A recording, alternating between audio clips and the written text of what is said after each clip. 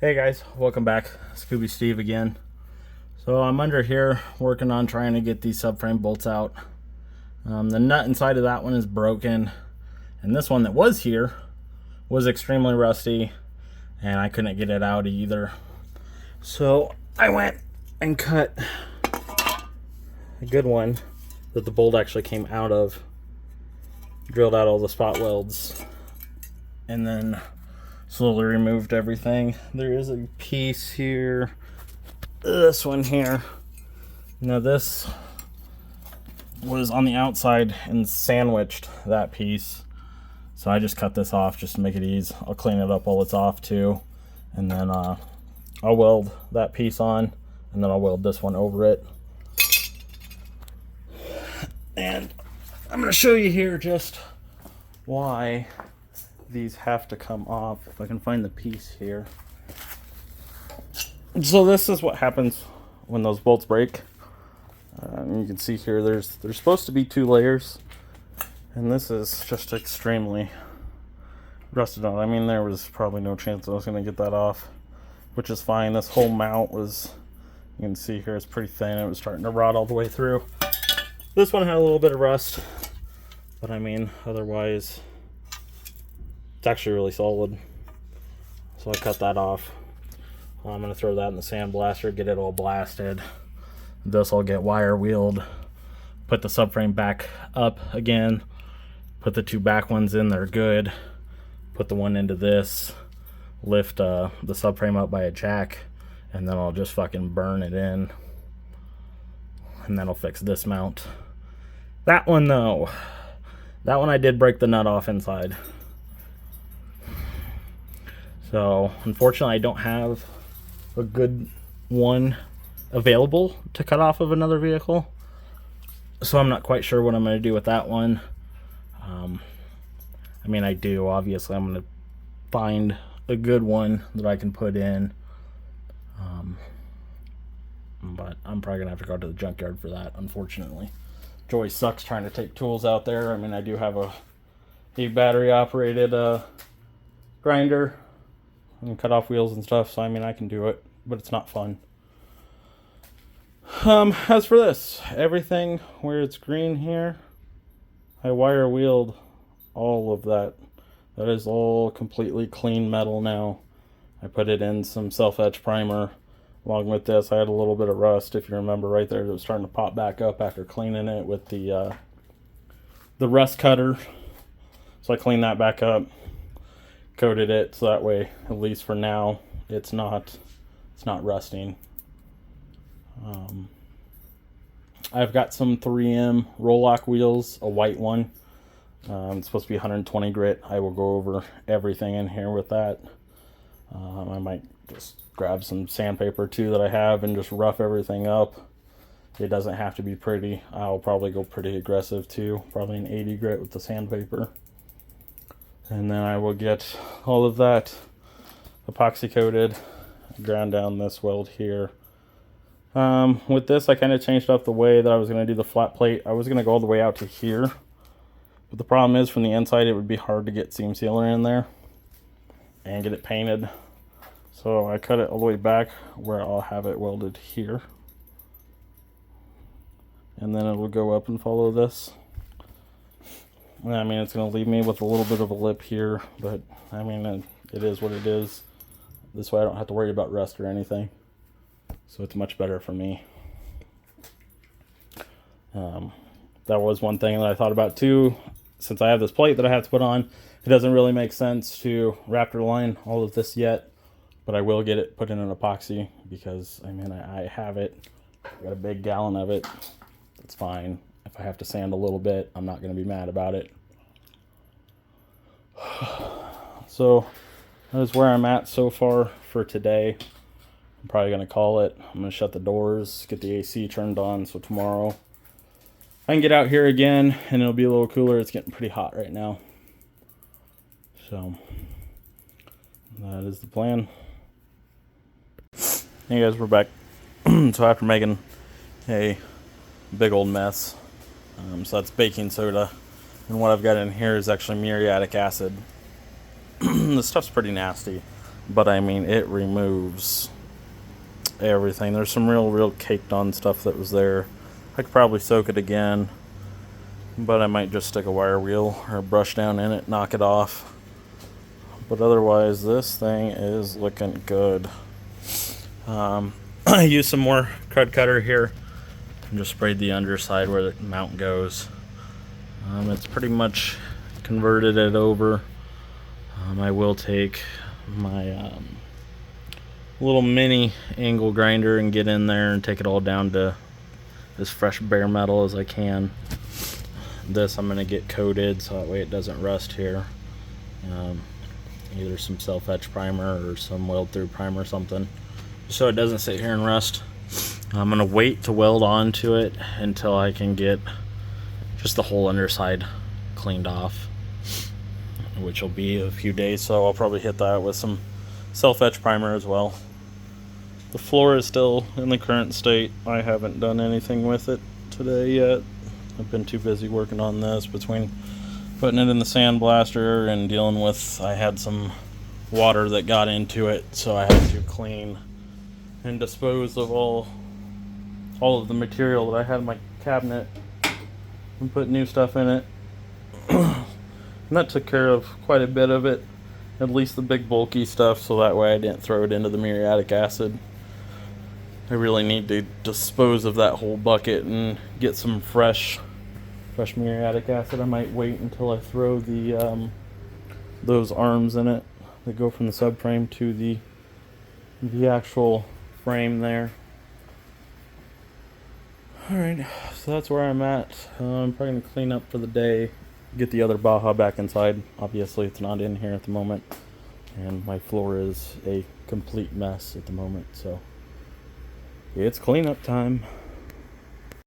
So this is where I'm at for the day. I've been gone for a few days. I had to go to South Dakota to go put an alternator on the wife's truck, and kind of made a mini vacation out of it with the kids. So everything is almost sanded down. I just got to finish up this little area. What I'm using for that is little 3M roll-lock wheels, the little bristle ones. I'm using the white ones, which are about 120 grit.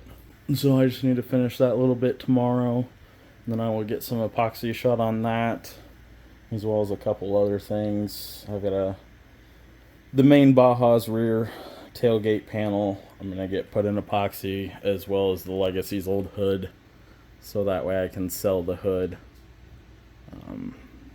That should get listed up in a couple days. It might be sold by the time this video is up.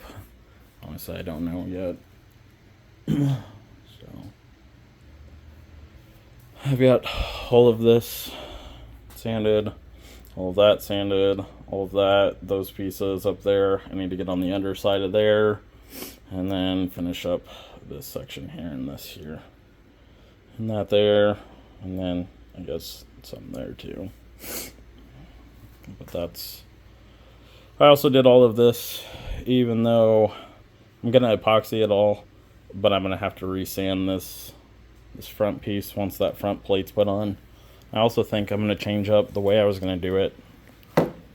So originally, as you guys know, I was gonna go all the way here and then up, and then I decided I didn't really like that I wouldn't be able to get a seam sealer back on the backside.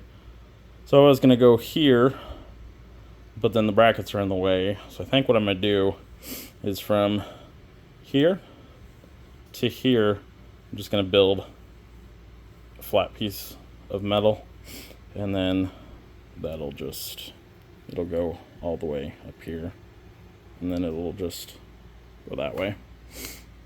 That makes it simpler for me to be able to seam seal it all. So I've got to, I think this is 1/4 inch by the time all three of those panels are together. So that's probably what I'll go get, is some 1/4 and burn it all in.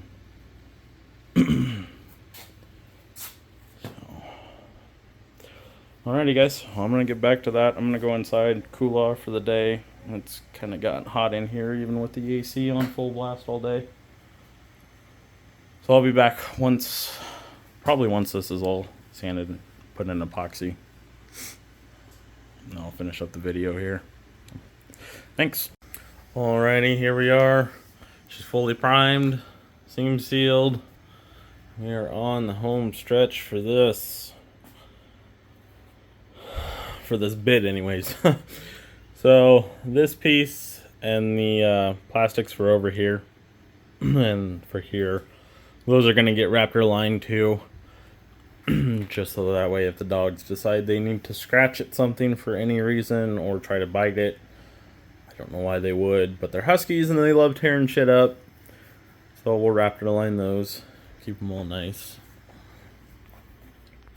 The seam sealer that I used, it was the 3M urethane, part number 08323. I bought it on Amazon. I'll leave a link in the description if anybody wants to see that. So I'm gonna go on ahead and I'm gonna get some raptor liner sprayed. This is the UP5040, I believe.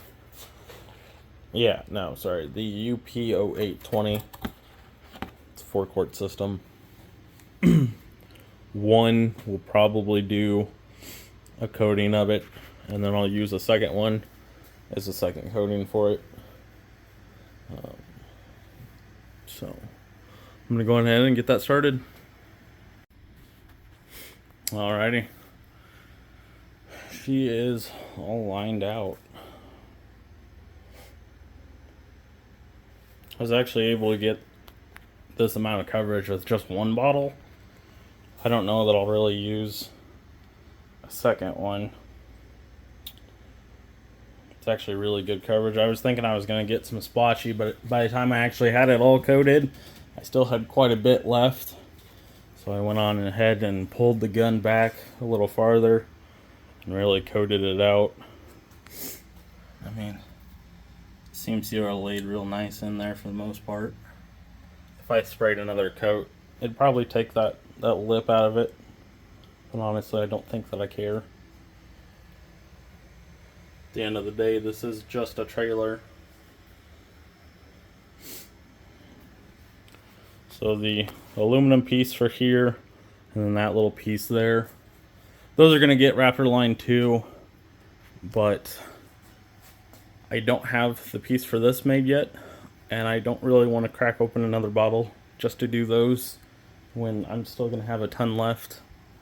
So I'll probably take some plastics off of this because I need to redo the back one. I had some issues with it as well as the bottom. I didn't abrade it before I sprayed the stuff, and it cracked pretty badly and started peeling.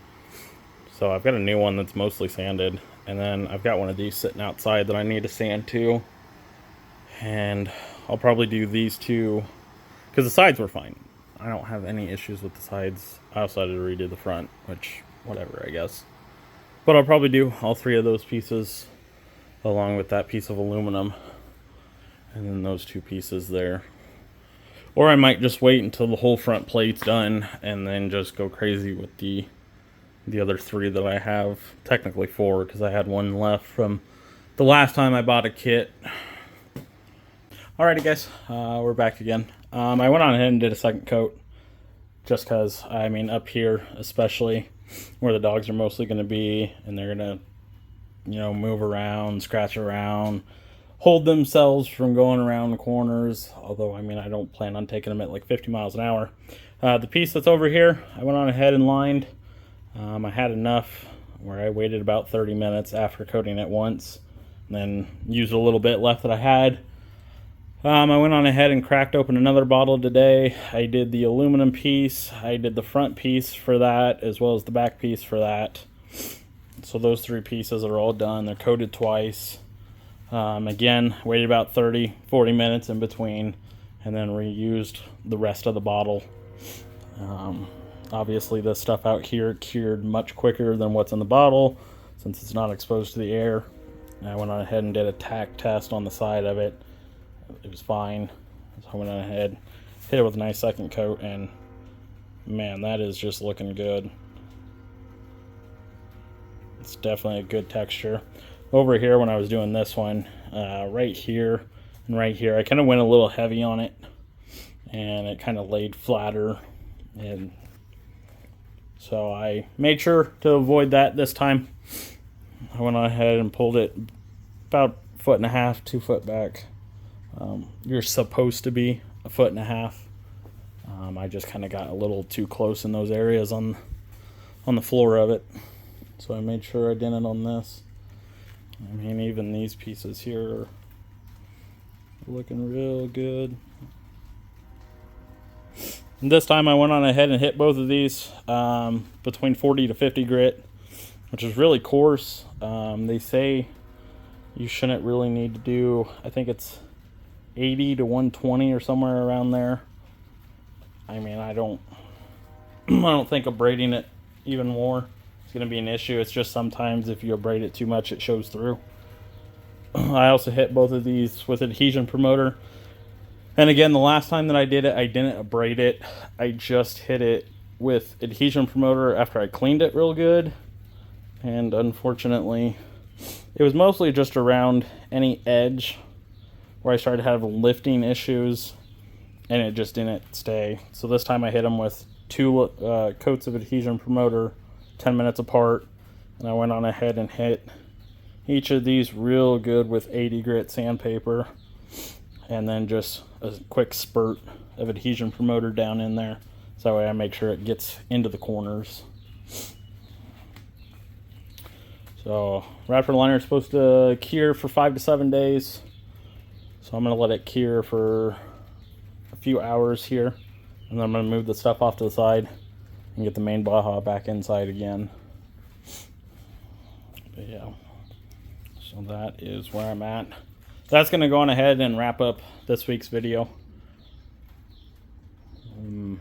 Next week, what I'm planning on doing for the next video is I want to get that subframe put back up under it and get that piece welded on by attaching the back to, and then that other broken bolt poking through, that'll be a good enough alignment for the subframe so that I can sneak that bracket in there, put it on the ground, put a jack point under it, or just jack it up from there and make sure that's good and tight, and then just burn it in. So that will take care of that side. I've still got to get the other side cut off, but I will do that after I get this one welded in. As for anything else, I haven't started on the battery box. I need the subframe back in so that I can use this mount here. That'll probably be the next thing that I work on though. So yeah, y'all have a good week. We'll be back next week.